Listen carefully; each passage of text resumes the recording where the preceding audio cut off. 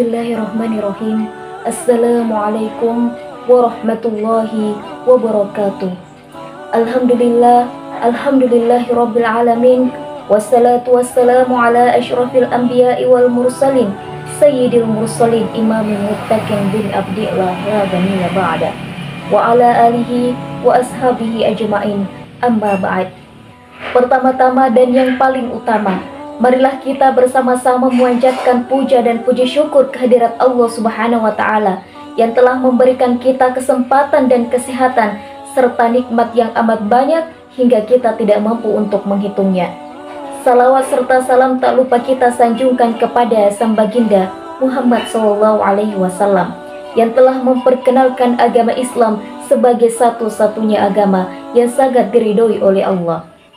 Pada video kali ini, izinkan saya untuk menyampaikan sebuah kultum yang berjudul Ketika Sholat Tak Lagi Menjadi Prioritas. Sahabat muslimin dan muslimah dimanapun Anda berada, saat ini kita hidup di zaman di mana banyak orang yang menganggap remeh sholat. Sholat yang seharusnya menjadi tiang utama dalam kehidupan seorang muslim justru kini dianggap sebagai beban. Banyak di antara kita yang menunda-nunda waktu sholat, lebih memilih menyelesaikan pekerjaan dunia daripada memenuhi panggilan ilahi. Bahkan tak sedikit yang melewatkan sholat dengan alasan sibuk, lelah, atau hanya karena malas. Padahal Allah Subhanahu wa Ta'ala telah berfirman dalam surah Maryam ayat 59 yang artinya, maka datanglah setelah mereka pengganti yang buruk yang menyanyiakan sholat dan memperturutkan hawa nafsunya, maka kelak mereka akan menemui kesesatan. Ini bukan sekedar peringatan, tapi ancaman nyata dari Allah kepada hamba-hambanya yang meremehkan kewajiban sholat. Sahabat muslimin dan muslimah, sholat bukan sekedar gerakan tubuh, tapi sholat adalah pertemuan antara hamba dan Tuhannya. Ia adalah tempat kita mengadu, memohon, dan menunjukkan ketundukan. Rasulullah SAW bersabda, pembatas antara seorang hamba dan kekufuran adalah meninggalkan sholat. Hadis riwayat Muslim. Maka ketika seseorang mulai malas sholat, itu tanda bahwa hatinya mulai kering dari cahaya iman. Kita bisa menilai bagaimana hubungan seseorang dengan Allah dari bagaimana dia menjaga sholatnya. Orang yang sholatnya dijaga, hatinya pun akan dijaga. Tapi orang yang menyepelekan sholat, hatinya akan semakin gelap dan dunia akan jauh dari keberkahan. Lihatlah kondisi kita hari ini. Banyak masalah, kegelisahan, kekacauan, dan ketidaktenangan dalam hidup.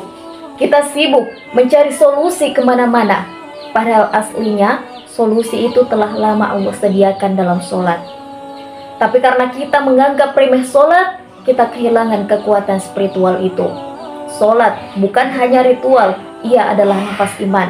Maka siapa yang tidak menjaga sholatnya, sejatinya dia sedang memutuskan aliran hidupnya sendiri. Mari kita renungkan sejenak. Sudahkah kita menjaga sholat kita seperti kita menjaga jadwal pekerjaan? Sudahkah kita merindukan waktu sholat sebagaimana kita menantikan notifikasi di ponsel kita? Jangan sampai di akhirat nanti kita menyesal saat amal pertama yang diperiksa adalah sholat dan ternyata kita gagal.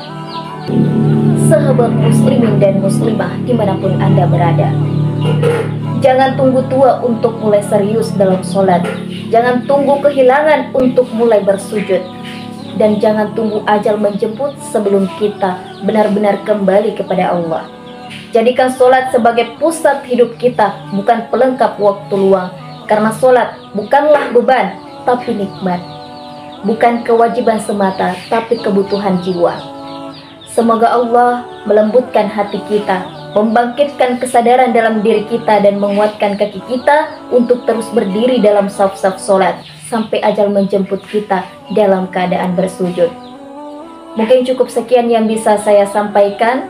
Semoga bermanfaat. Lebih dan kurangnya mohon dimaafkan karena sejatinya kekurangan datangnya dari diri saya dan kelebihan datangnya dari Allah. Wabillahi taufiq wal hidayah. Wassalamualaikum warahmatullahi wabarakatuh.